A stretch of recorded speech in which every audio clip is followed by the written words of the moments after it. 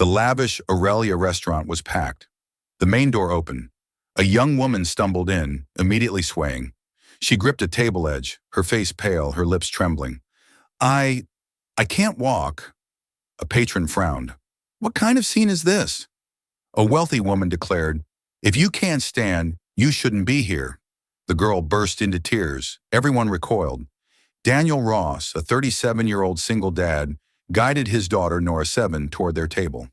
Nora tugged his sleeve. Daddy, she's hurting. Daniel looked at the girl, utterly alone. He walked over. She whispered, I can't move. Daniel scooped her up and carried her through the shocked, silent restaurant. Daniel Ross was a single father, a man whose life revolved around maintenance work and delivery driving. His income was modest, but his integrity was his most valuable asset. He had lost his wife to a relentless illness years ago, leaving him Nora, his anchor, his only reason for striving. Daniel had spent years volunteering at a local burn and recovery unit while caring for his wife, so he instantly recognized the telltale gait of someone recovering from intense, recent surgery. It was a movement pattern of extreme, suppressed agony. Today was meant to be a celebration. Nora had earned top marks in school, and Daniel wanted to treat her to a meal at a restaurant slightly beyond their budget, a rare, deserved indulgence.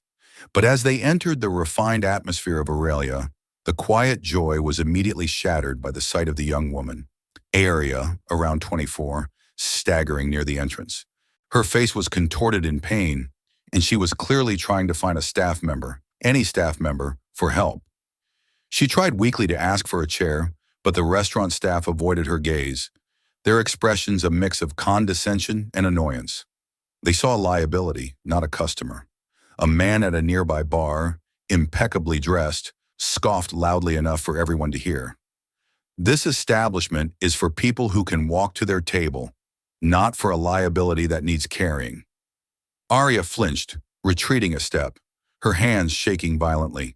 I don't want to bother anyone. Nora, her eyes wide with compassion, squeezed Daniel's hand. Daddy, she looks like the people we saw at the hospital that time. Daniel nodded, his jaw tight. He understood.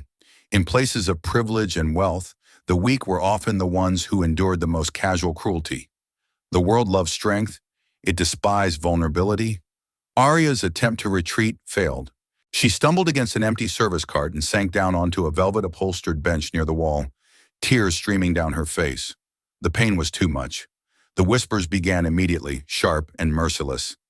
She's looking for attention. Just another ploy for sympathy or a handout. To weep in a place this elegant? She has no class. Daniel let go of Nora's hand and started walking, not toward their table, but toward Aria. He didn't need to discuss it. He simply acted. Aria looked up, her breathing shallow and broken. I just had surgery. My legs hurt so badly. I can't move them. Daniel didn't press for details. He didn't need to know the why, only the what. He knelt, carefully slipped one hand behind her back and the other beneath her knees. He lifted her slowly, smoothly, as one would lift a delicate, injured child. The entire dining room went silent. Spoons stopped halfway to mouths.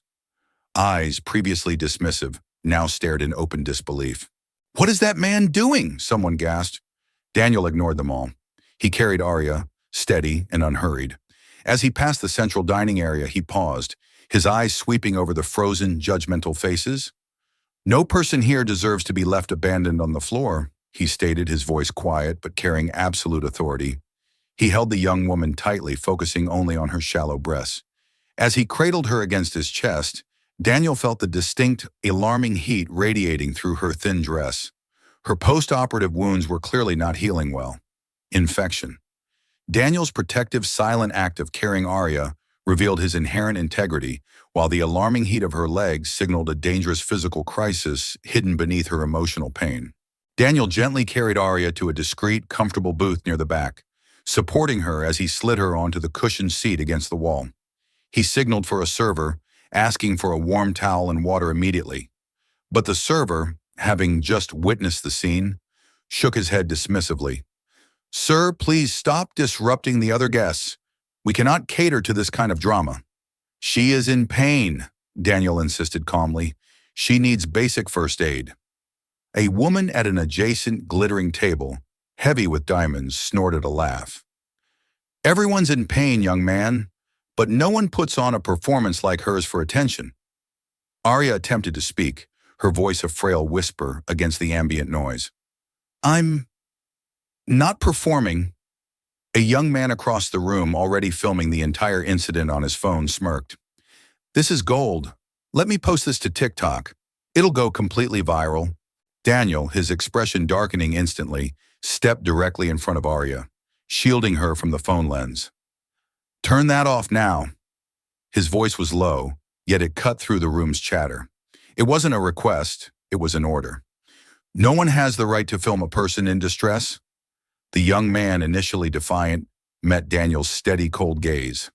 Daniel's eyes held the quiet, dangerous resolve of a man who had faced true loss. The cameraman faltered, lowering his phone slightly, but the situation was escalating rapidly. Arya began to tremble violently. Her breathing became ragged and shallow. She clenched her hands into fists, pressing them hard into her thighs to suppress a scream of pain. Daniel recognized the signs immediately, not just of pain, but of a systemic reaction. He gently took her hand. How long ago was your surgery? 3 days, she managed to gasp, closing her eyes tightly against a surge of agony. 3 days ago. Wakum. An older gentleman nearby chuckled cruelly. Just 3 days? She's faking it. Who gets major surgery and goes straight to a fancy restaurant? The story doesn't add up. Arya's composure shattered. Her hidden fear spilled out with her tears. I have no one. I just wanted one last hot meal. I don't want to be home alone anymore.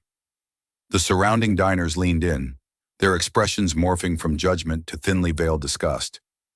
They scrutinized her from the waist up, her expensive dress, her perfect hair, but completely ignored the genuine agony radiating from her lower body. The coldness was palpable. Daniel stood up fully, his quiet strength commanding attention.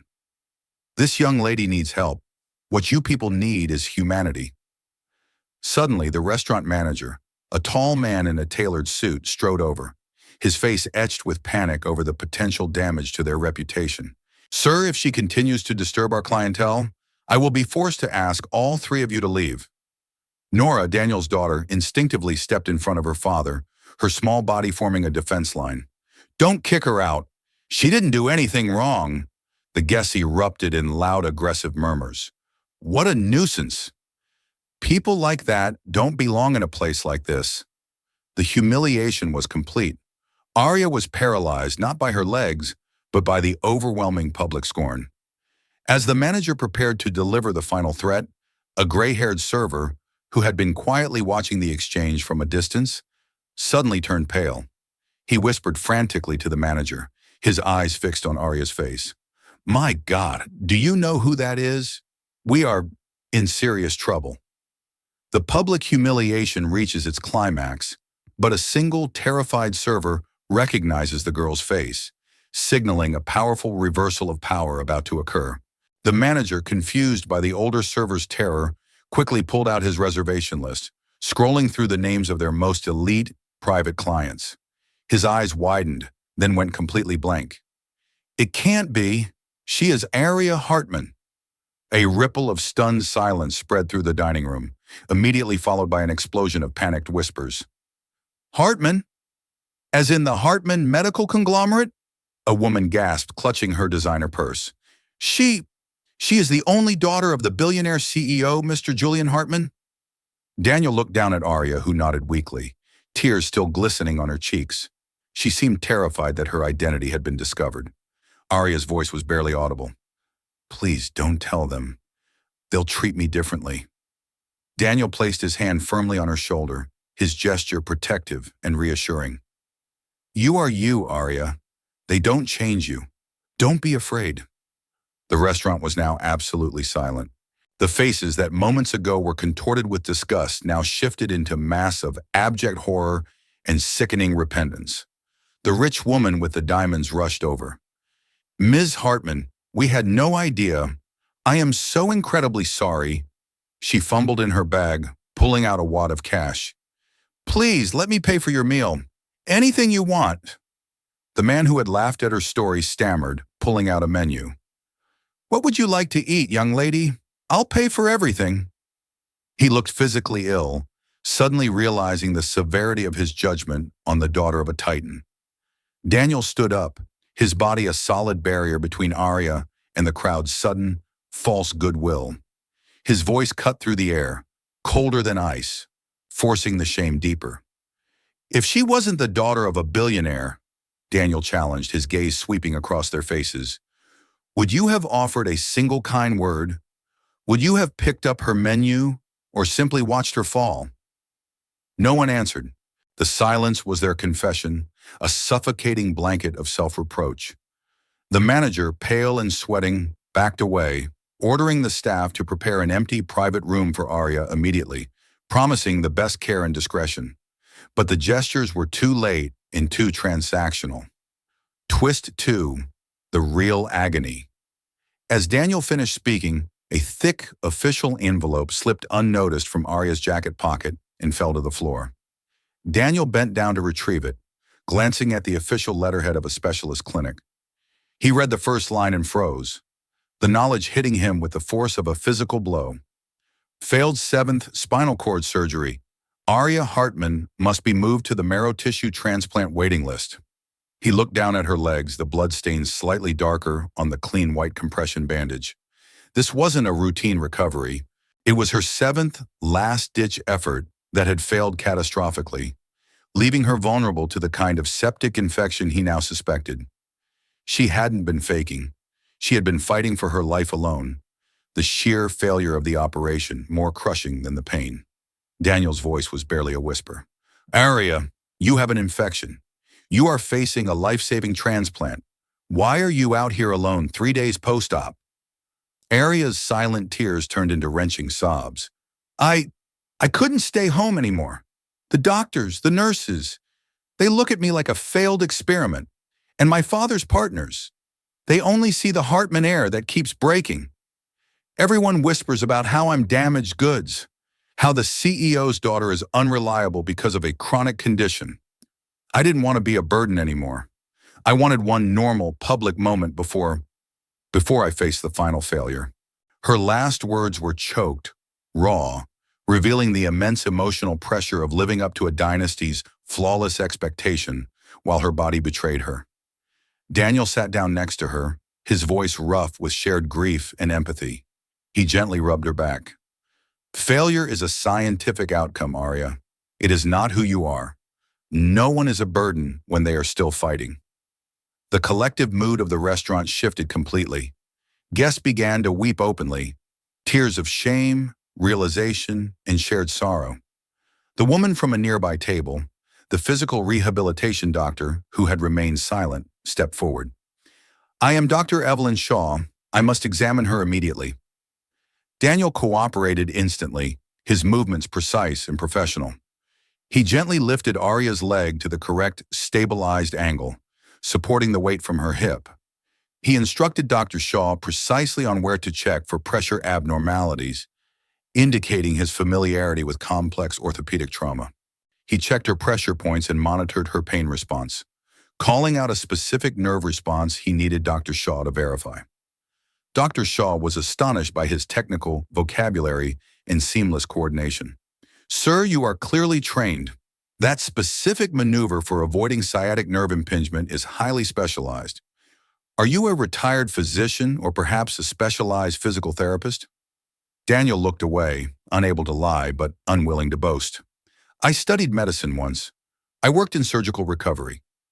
Nora, sensing his sadness, placed her small hand on his arm. My daddy used to help my mommy before she went to heaven, and he knew how to make the scary pain go away. The simple, innocent truth crushed the remaining resistance in the room. They realized the man who had shown them humanity was a deeply wounded expert who had sacrificed his career to care for his own loved one, and whose kind act today stemmed from a deep, personal vow. Mild cellulitis, progressing to systemic infection if not managed, Daniel stated, his professional diagnosis crisp and alarming. She absolutely must not bear weight. We need systemic antibiotics and monitoring immediately. Dr. Shaw nodded grimly. Your assessment is exactly correct. If you hadn't intervened, she likely would have collapsed from septic shock right here. You saved her life, Mr. Ross. The dining room fell into a heavy collective silence of regret. Arya gripped Daniel's hand fiercely, her eyes shining with true gratitude. Thank you, Daniel, because you looked at me like a person, not like a patient, and not like a prize. You saw the human beneath the heiress. The dual discovery of Arya's dire, failed transplant attempts and Daniel's identity as a former surgical recovery specialist solidifies their shared profound wound, deepening their bond from gratitude to mutual recognition. The Hartman Corporation's private silent ambulance arrived within 10 minutes. Its crew, professional and efficient, moved with discreet haste. Daniel lifted Arya once more, his steps measured and steady, his movements economical to ensure her minimal discomfort. He placed her gently onto the gurney. Arya clung to his neck, her hands clutching his uniform, a pure, desperate act of dependence on the one person who hadn't abandoned her. It was the first time she had felt genuinely safe since the surgery. Nora, her presence a quiet balm, walked beside the gurney. She didn't talk about princesses or heroes. She simply held Arya's hand and patted it gently. Don't be scared, Arya. We'll sit with you. You're not alone anymore. In the quiet, climate-controlled ambulance, the paramedics were grateful for Daniel's presence. He continued to manage Arya's pain, verbally guiding the crew on positioning and confirming the fluid rates for the IV drip. He worked in perfect sync with the medical team, demonstrating a level of expertise far beyond a layman. Arya looked at him as the city lights blurred past the window. You should have been a doctor, Daniel. Why did you leave that life? You were brilliant just now. Daniel sighed, running a hand over his face. It's simple, Arya. I loved healing, but I couldn't handle loss. When I was saving other people's lives, I felt like I was betraying my wife, Clara, because I couldn't save hers. After she passed, every success in the hospital felt like a crushing failure to me personally. I couldn't face the weight of that responsibility again. He paused. The maintenance job, it was simple. The stakes were low. Fixing a broken lock doesn't break your heart. Arya squeezed his hand. But you risked your quiet, simple life to save me. That takes more courage than any surgery. She paused, her voice softening. I know that feeling of guilt.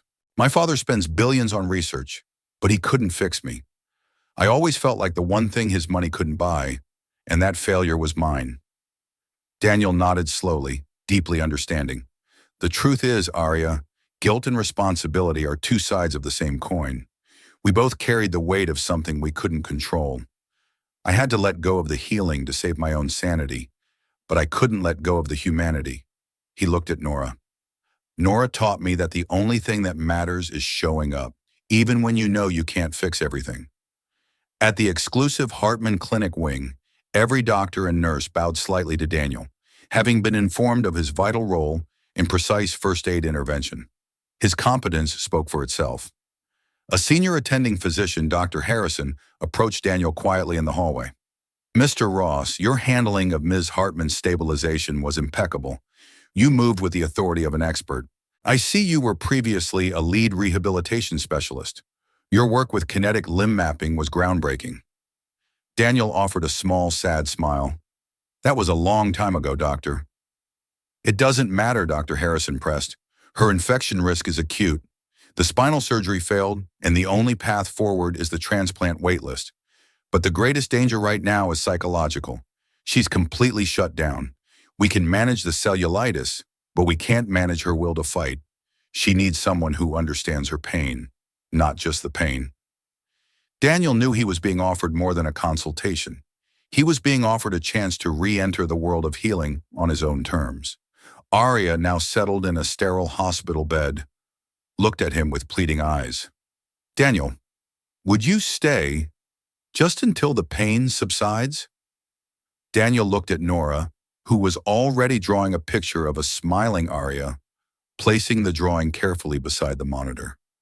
Nora whispered firmly, Stay, Daddy. She needs you to teach her how to be brave. Daniel pulled a chair to her bedside. He did more than sit. He remained. He held her hand throughout the initial battery of blood tests and x-rays, his presence a shield against the clinical detachment. Arya whispered, her eyes watery with emotion. No one has ever held my hand during a checkup. For the last 7 surgeries, I was alone, staring at the ceiling. Everyone just looks at the graphs and the numbers. You look at me. Nora climbed onto the bed, placing a small, glittery heart sticker onto Arya's hand, right over the IV line. This is so you remember you're strong, even when the numbers are bad. Arya let out a genuine, light laugh, the first sound of unburdened happiness after months of battling pain and despair. Daniel watched the interaction, the sadness around his eyes softening. He realized that the greatest healing wasn't the surgery. It was this simple, uncalculated connection. He wasn't avoiding failure. He was creating success, one small human act at a time. A few hours later, the chief surgeon entered the room, his face serious. Ms. Hartman is resting comfortably. Her father, Mr. Julian Hartman, has arrived from the main headquarters, and he insists on meeting the man who saved his daughter. Daniel re-embraces his professional destiny out of compassion, while Arya, through Nora's innocence, finds the emotional strength to face her final, desperate battle. The stage is set for the confrontation with the powerful patriarch. Julian Hartman, the most powerful man in the medical technology industry, rushed into the sterile hospital room. He stopped abruptly at the sight. His daughter, the stoic, emotionally distant heiress, was smiling gently, one hand held by Daniel, the other covered in Nora's heart stickers. Tears welled up in the tycoon's eyes. He saw not the failed heiress, but his daughter, alive and emotionally engaged. Arya, I am so sorry I wasn't there when you needed me. I was too focused on fixing the corporation to fix my own family. He turned to Daniel, performing a deep, respectful bow, a gesture worth billions. You saved my child, sir, not just her body from infection, but her heart and her will to fight. You saw her humanity when we only saw her diagnosis. Daniel shuffled uncomfortably. I just helped someone who needed it, Mr. Hartman. The chairman placed a heavy official file on the bedside table. I want to invite you back into the profession, Mr. Ross. I want to offer you the position of Special Rehabilitation Consultant for the Hartman Pediatric Burn and Post-Surgical Unit. You will have full authority to develop new compassionate care protocols. We will fund all your research. Daniel's hand hovered over the file. He felt the pull of his old life, the joy of competence, the thrill of true purpose. But the terror of loss was still there, a cold knot in his stomach. Mr. Hartman, this is generous beyond measure, but I gave up medicine because I couldn't handle the failure. The pain is too much. I can fix a broken pipe. I can deliver a package. Those things have a clear, predictable ending. Healthcare is never guaranteed. Julian Hartman walked closer, his tycoon authority softening into the plea of a father. That's why I need you, Daniel. You left because you cared too much. My people, the top-tier surgeons, they're brilliant, but they've become numb to loss. They see statistics. You see the human cost. We need you to teach us that humanity again, to create a system where no one is left alone just because the science is complicated. I'm not asking you to take the ultimate responsibility. I'm asking you to bring your compassion back to healing. Julian then glanced at Nora. You can bring her. We have a dedicated private schoolhouse right here on the campus, fully accredited and secure. Your life's work doesn't have to conflict with your family life anymore. We need your values as much as your knowledge. Nora cheered immediately. Do it, Daddy. I like helping people, and I want to help Arya get better. Arya squeezed Daniel's hand, her eyes filled with desperate hope. Daniel, please don't go. I need you, not just to walk, but to find the strength to face the next battle. Daniel looked at the two girls, one, his daughter, full of simple love, the other, the heiress, now utterly dependent on his kindness. He saw his second chance, a chance to heal the wounds of his past by using his skill to save others, and a chance to truly provide for Nora while maintaining his integrity. He signed the contract, A quiet tear escaped his eye, a tear of relief that life had finally yielded something truly good in return for his long suffering.